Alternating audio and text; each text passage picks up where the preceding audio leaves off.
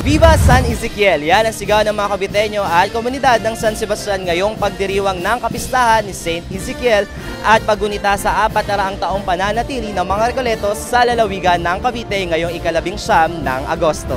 Mainit na palakpakan at masigabong sigaw na nagsasabing Viva San Ezequiel.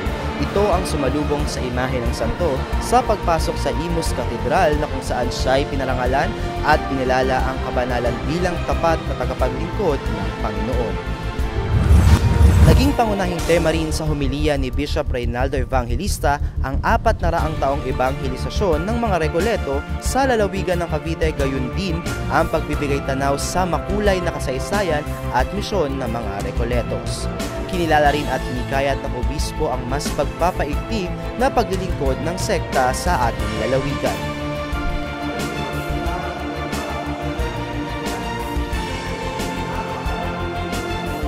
Centuries of evangelization, 400 years of evangelization. Salamat po sa inyong malasakit na ito. Salamat sa inyong paglilingkod dito sa Cavite, sa loob ng araw na lahat. Nakunti-unti may saling sa mga paring sa sana ng mga pamilyan na sa kanilang pamamahala.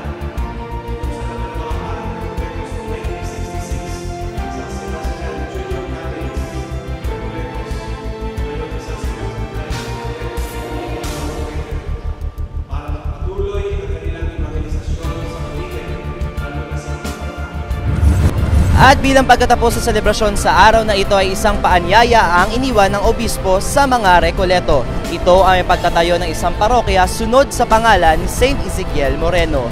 At yan ang mga pinakasariwang balita sa oras na ito. Para sa iba pang updates patungkol sa pagdiriwang ng Feast of Saints ngayong buwan ng Agosto ay patuloy na tumutok dito lang sa Baste TV.